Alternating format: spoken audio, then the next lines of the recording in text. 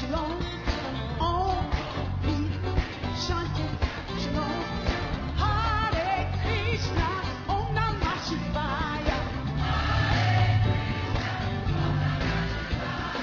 Hotel Namaste. Every day is God day. Glory, hallelujah. Something turn me around. I'll tell you something. I'll tell you something. Come turn me around. I'll tell you something. Your feet.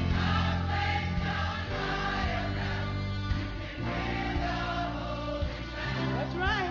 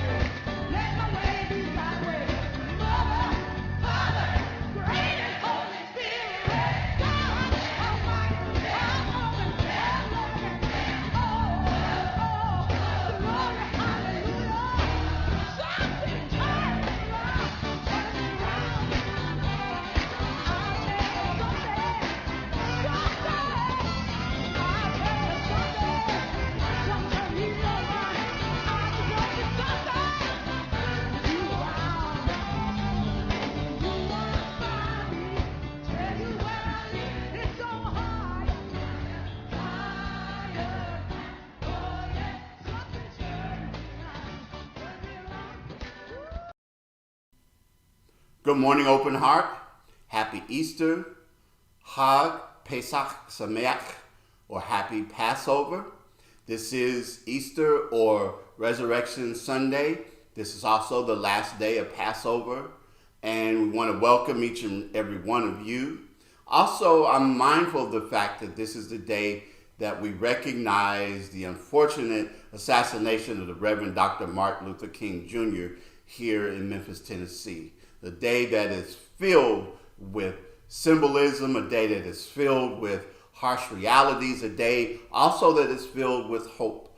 But we understand that the ideas of restoration and liberation that permeate resurrection and Passover, the ideas that are a part of this day, all make this a very powerful day.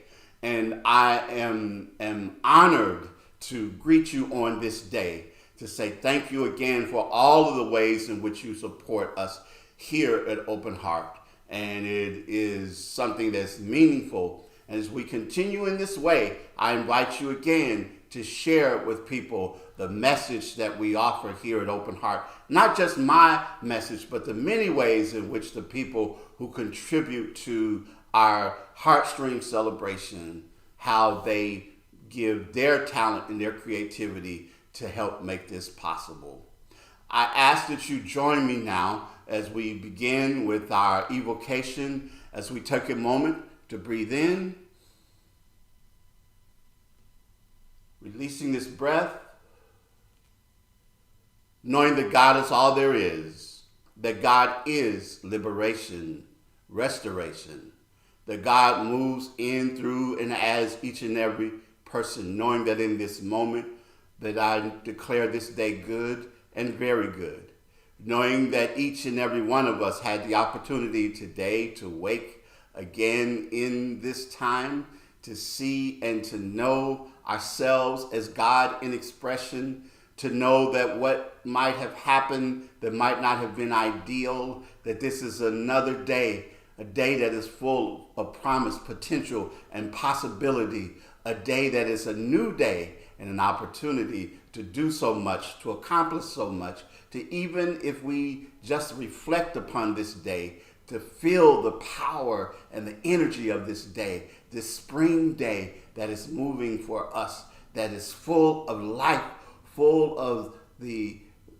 things that are happening outside of the places where we live, hearing the birds sing and seeing the grass come up out of the ground and the leaves begin to return to the trees and all of the things that make life grand and glorious, giving thanks for it all. I know now that as we move forward, that all that takes place in this Heartstream live celebration, that it touches not only those who are watching, but moves beyond, that the energy here reverberates and continues to empower and express itself in ways that are helpful, ways that are hopeful, ways that continue to strengthen and revitalize each and every one of us. I give thanks for it all. I know that it's already done in the mind of God, and I'm thankful that it is as I release my word into the mind of God and know that it is done here and now, and so it is. I greet you. I bless you. I see God in you.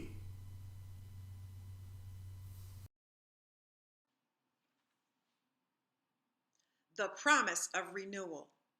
Today, I rejoice in the knowing that the arc of the universe bends towards renewal, revitalization, and restoration. Behold, God makes all things new.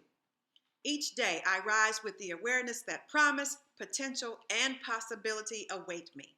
I live from this truth, and so it is.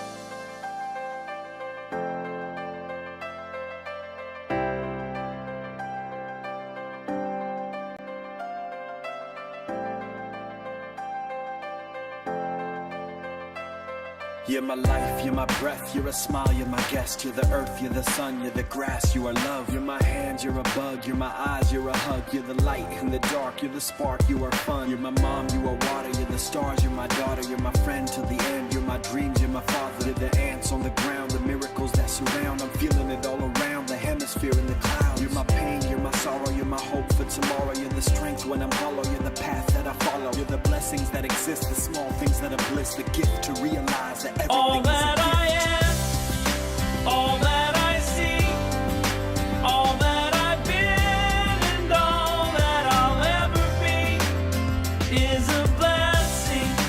It's so amazing, and I'm grateful for it all, for it all.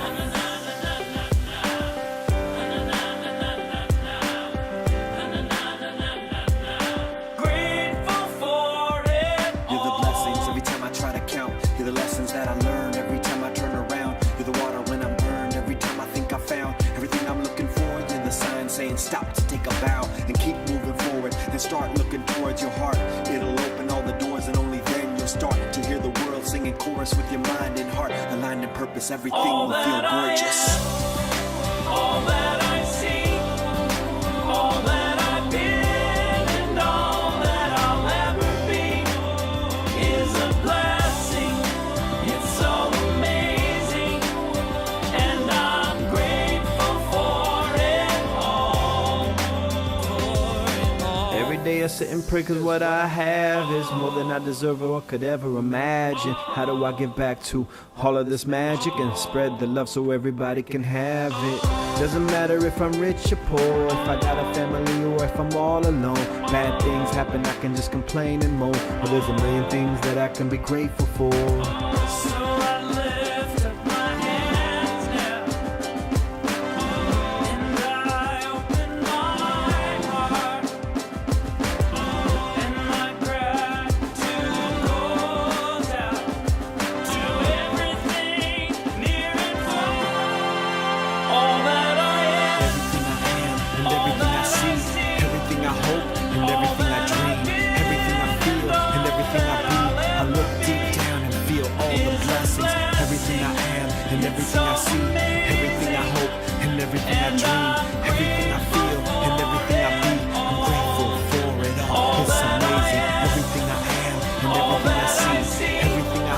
and everything I dream, everything I feel, and everything I be. I look deep down and feel all the blessings, everything I am, and everything I see, everything I hope, and everything I dream, everything I feel, and everything I be. I'm grateful for it all. It's amazing.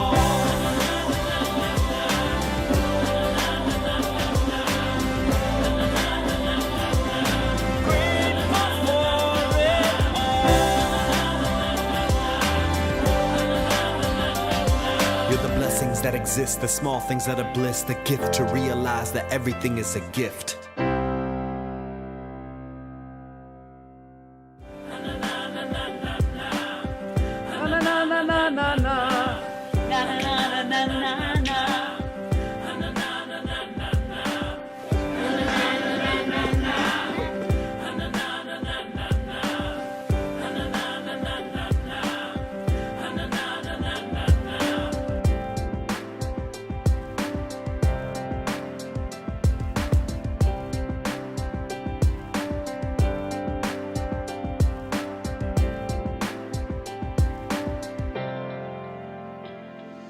Wait, one more. This is for y'all. All that I am. All that I've been. It's a blessing. It's so amazing. I am grateful.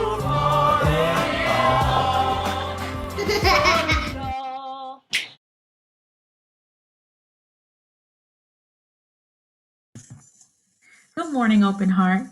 Today's affirmative reading comes from the book, The Mastery of Self, A Totemic Guide to Personal Freedom by Don Miguel Ruiz Jr. The Making of a Master.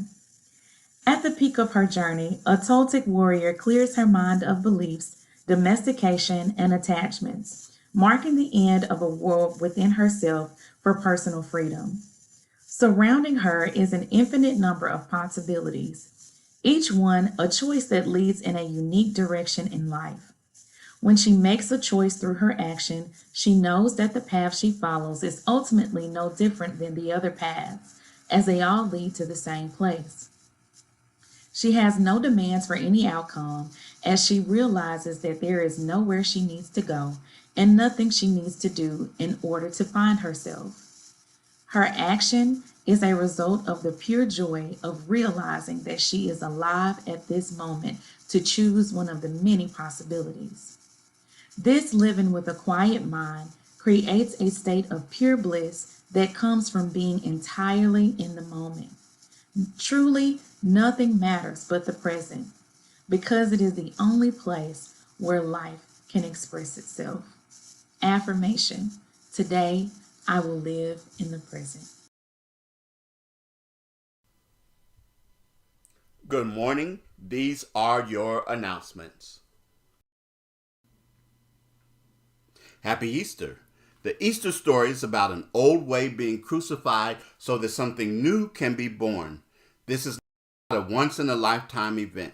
When someone experiences a divorce, the death of a partner, loses a job, or experiences a shift in external circumstances, an old identity dies so a new one can be born. Pesach Sameach.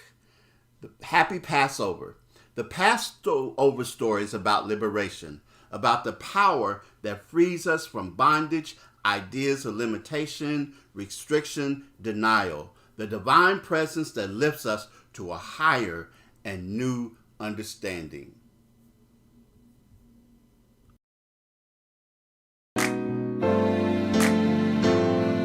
Today is a day like no other day. Just think and you'll know that it's true. Days like today should be holidays. So I'm singing this message to you. Happy birthday to you. Happy birthday to you. Happy birthday to you. Just have a happy day.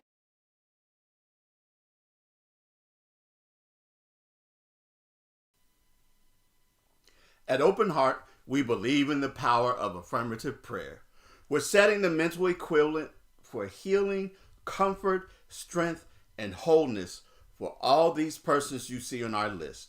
We're holding space for you, and we know that it's already done in the mind of God. How do you meditate? What is mindfulness? These questions and more are being discussed in our virtual book study led by Villa Willis, our assistant spiritual director and minister. This group meets each second Thursday of the month. The book they're using is The Headspace Guide to Meditation and Mindfulness by Andy Puddicombe. Thank you, Jocelyn Johnson, for sharing today's affirmative reading. Hey, will yours be next? Send your video to jgilmore@openheartspiritual.org.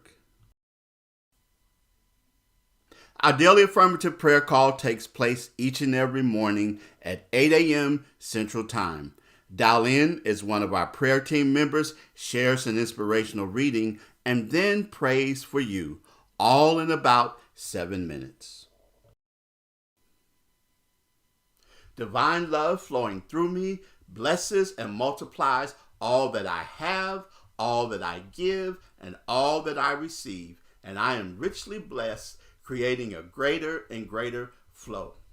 Thank you for all of you who continue to give, reminding you of our conscious giving. You can do so via our app. You can go to our website and click on the Give button, or you can text the word GIVE to 615-422-4292. Welcome to our centering moment. Let the sound of the ringing bowl invite us to this sacred space.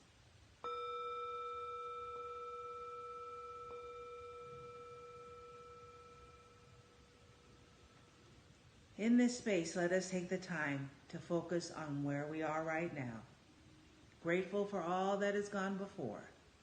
And in this time, as we prepare our hearts to hear the message, we are grateful. We know all is well, that God is in, as, and through us. And in that knowledge, we center, we breathe,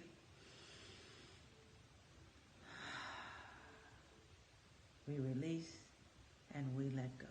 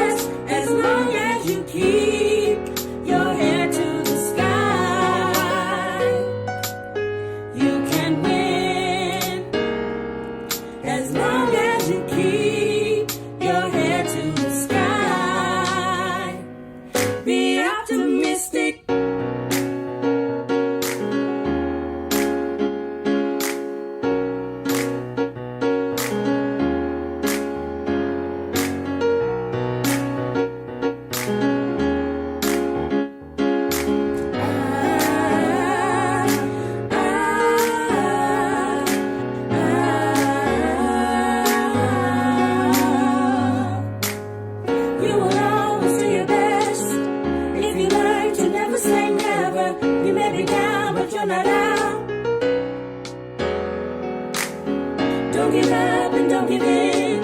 Although it seems you never win, you will always pass the test as long as you keep your head to the sky.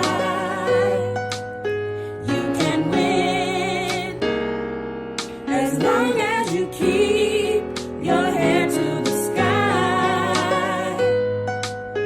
You can win as long as you keep your head to the sky.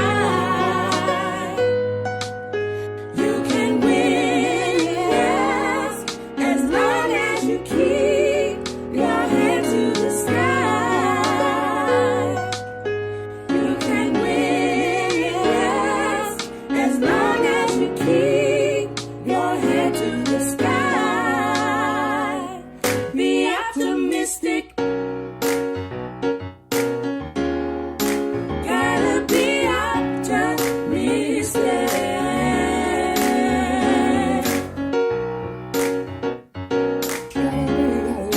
Gotta be optimistic.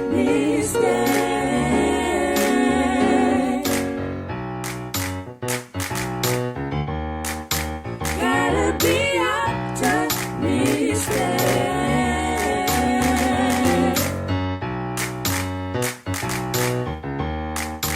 Gotta be optimistic.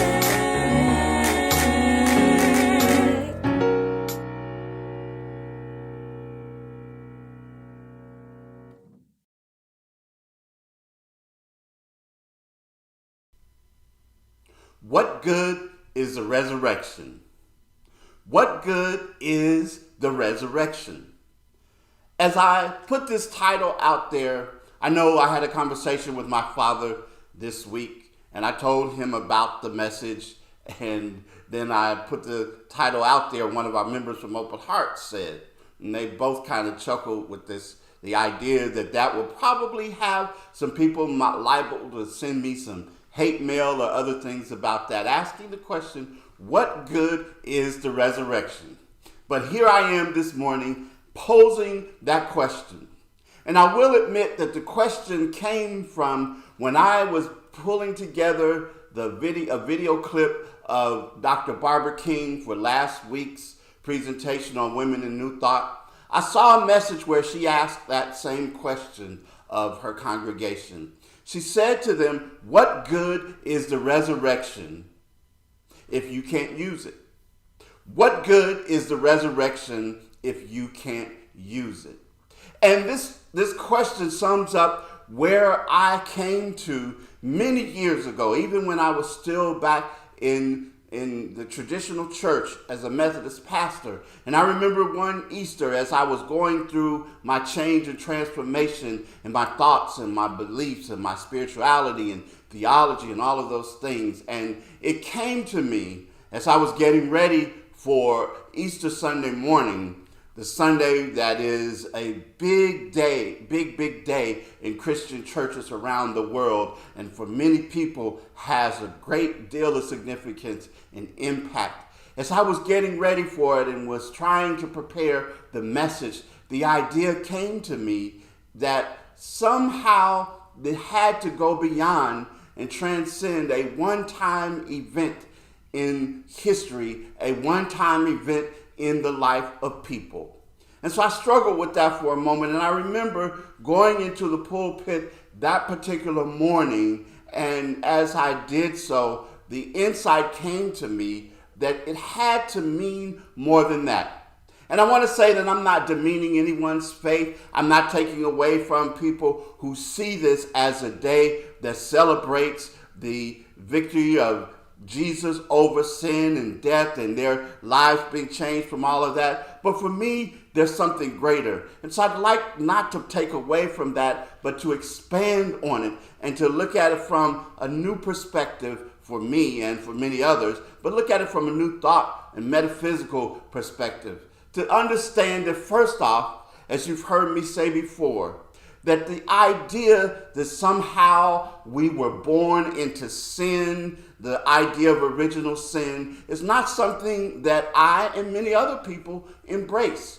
understanding that we were created in the image and likeness of God. We are the reflection of God. We are God in expression, and that is good. There is no original sin for me, that we were born into somehow some affliction, that even innocent babies, because they are just being born, they somehow are all of a sudden sinful. And then the idea and the notion that God was all powerful, except that God had to offer God's son to Satan or sin or death or however you wanted to, as a ransom that would be sacrificed. And out of that sacrifice, then humankind would be saved.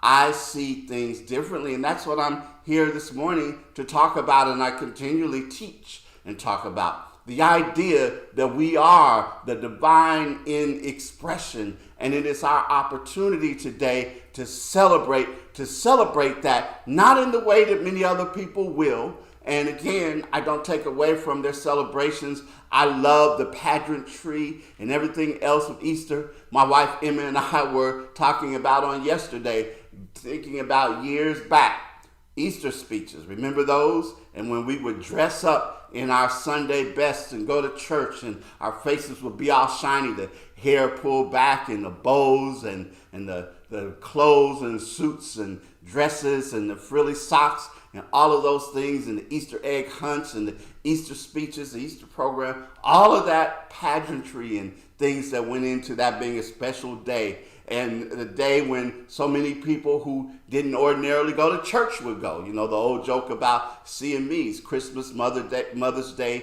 and Easter being those really special occasions. I recognize all of that. But I want to again talk about this in the sense of what good is the resurrection if you can't use it? And so as we move along in this idea, and I talked about the fact that because we are not born in original sin, then people will ask, well, what about evil? What about sin? Well, how do you explain the existence of that happening in the world? And one of the things that I very often say is that when we forget our divinity, and even when we forget our humanity, that's when those institutions and the actions of people come into play that manifest and in ways that are evil, in ways that are contradictory to our understanding, our basic understanding of who we are and of the nature of the world and of the universe as being the divine in expression. It's that which brings forth the ideas of racism and sexism and homophobia and transphobia and ableism and ageism and all of those things when we see people as being less than who they are, when we recognize them not for their full divinity, not for their full humanity, but see them as objects rather than who they truly are. That's why in this present day right now, you see in the trial of the police officer Chauvin who killed George Floyd, that people are saying that it's not George Floyd who's on trial, but Derek Chauvin. And part of it is because the defense has tried so hard to talk about his defaults and his past convictions and his past transgressions of whether he was under the influence at the time, is somehow that would justify that what Chauvin did, not recognizing and realizing again that so often that when there's a person who's been victimized, a person of color especially, they bring out all of the bad things and somehow say that that's why what happened to them happened to them. Those kinds of things are a result of dehumanizing and taking out the idea of divinity about people, not recognizing that that's how the racism and colonialism and all of the other things that we see exist in the world. And it's when we recognize the humanity and the divinity of people, it's when we operate from that understanding and that recognition that we overcome sin, which again, the real meaning of sin was missing the mark. It's an archery term in the New Testament, which means to miss the mark. And when we miss the mark, that's when we find ourselves in that state. but not something that we are born into, and not something that we can't correct a mistake, that we can't do again. The idea of repentance, of turning around from it, and all of those things, those parts that are our realization, our understanding of all of this. So what good is the resurrection if you can't use it? And my answer to that is, the resurrection is good when you and I make it personal. When we make it personal. Because you see, it's about divine restoration. As Catherine Ponder, the prosperity teacher, talks about the divine restoration, a belief in present and future fulfillment that blots out previous beliefs in loss. That the idea that when we lost things, we will think about oftentimes things that we lost, done in the past, those relationships that we had that were lost now, the things that happen, we will say sometimes that those are wasted years. I remember doing a message a few years ago about there's no such thing as a wasted relationship. And a woman at the door of the church who wanted to get in a long debate with me about it because she was still bitter about a marriage that she had been in for a long time that had broken up and felt like that she had wasted her time. But the idea of divine restoration, that when we have an expectation for present and future fulfillment, it blots out the things of loss, because there is no loss in spirit. The good, the old good, is good that you've outgrown. And citing the prophet Joel, who says, I will restore to you the years that the swarming locust has eaten, saying this admonition and saying this idea, this declaration from the perspective of God, that the periods of life that seem empty of good and filled with trouble, even those things that might be times and periods of bitterness, the idea of divine restoration is that God is making a change, that God is moving in your life in the midst of all of this to bring back plenty and more. That even the condemnation and the deep hurt that you might have felt about things, that you might be feeling about things, that there is hope, that there is an answer, that there is something that is happening. Divine restoration, that when you change your thinking about it, and we've talked about changing our thinking about things, about revision and reframing those things, understanding that we gain something from them, even when we felt like that we lost something, that if we can change the narrative and begin saying, I gained something from this, I learned something from this, I grew through it. And as I grew through it, here I am right here and now. This past week, we had our wine and words, and prior to that, I was involved in another session where we were talking about the year 2020 and the pandemic and all of the things that were happening. And the general consensus that came out of both of those groups is that while we did suffer loss, while there were some things that seemed to be hopeless, and there were things that were less than ideal that happened to us and that people around us and even people who lost loved ones, that in spite of all that had taken place in that time, that we were still thriving, that we were still here, that things actually for many of us had actually improved, even in the midst of that which would have looked as if it was going to take us out.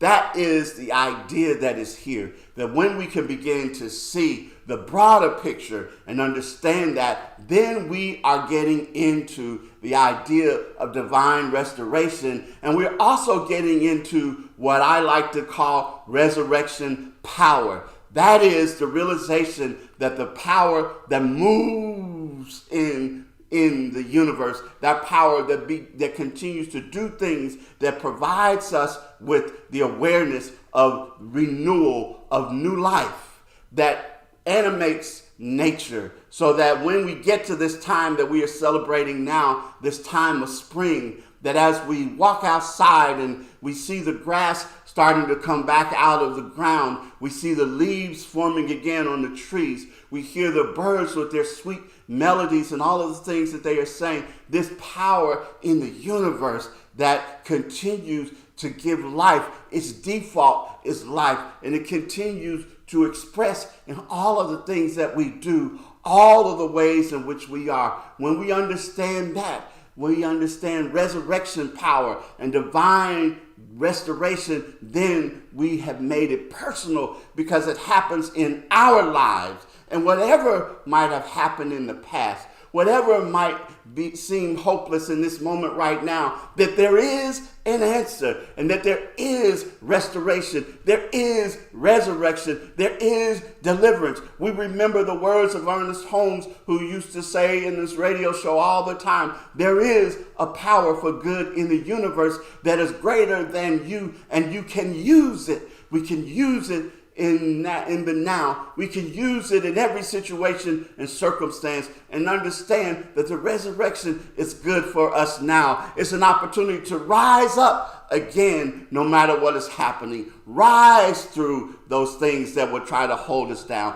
Rise through those things that would try to hold us back. Rise through the things that people say and the things that people do. Rise through those things that will try to dehumanize us. Rise through those that will try to deny our divinity. Rise through those things and those people and those situations and conditions and all of the rhetoric that will try to deny who we are, that we are powerful, divine expressions in this world, unique, individualized expressions who are showing up in a way that is powerful. This is the day to celebrate. This is our opportunity to understand and to know who we truly are, to stand victorious, to stand proud, to stand firm and strong in this moment and recognize and realize that I am a divine expression, a creation of God. And like a poster used to say in my grade school classroom, God made me and God don't make no junk. This is the day that we understand that. This is the day that we celebrate that. This is the day that we give thanks for it all. The resurrection is good when it's personal for us when we use it. Happy resurrection. Happy Easter. And so it is.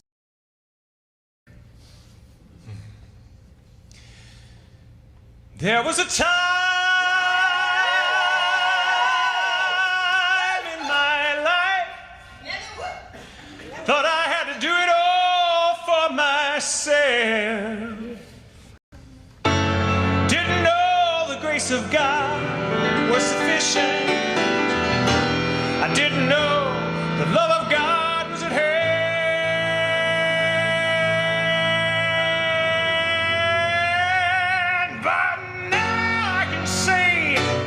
If you are discouraged, struggling just to make it through another day, gotta let it go. Gotta let it all go. Are you listening?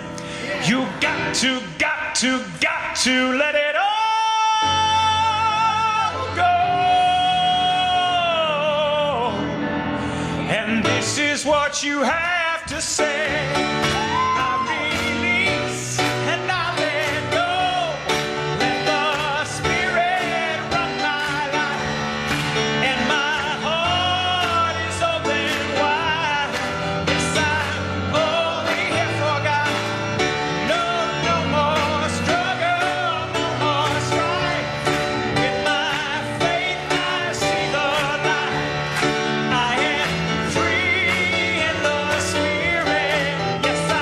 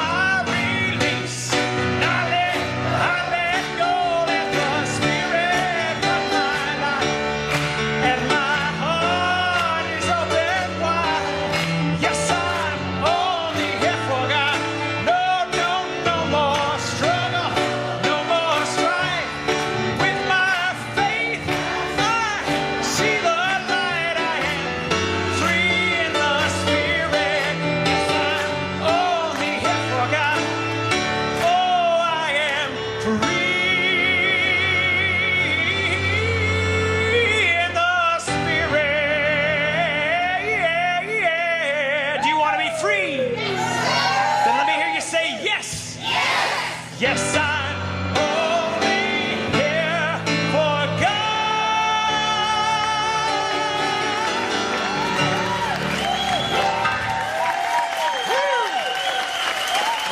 I know.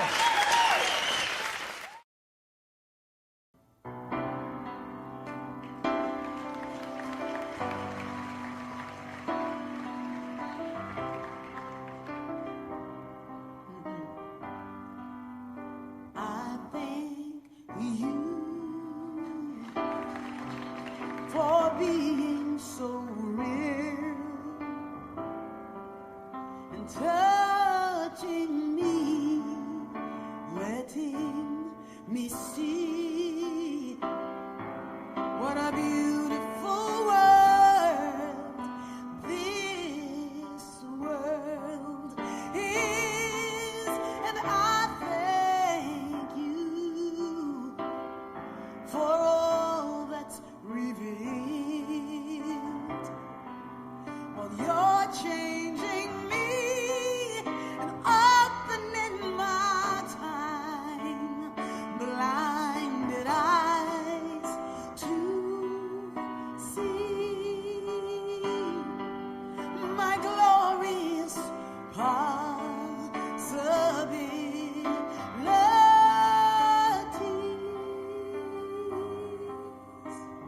I like this song. Oh, and I pray for strength to keep seeing just like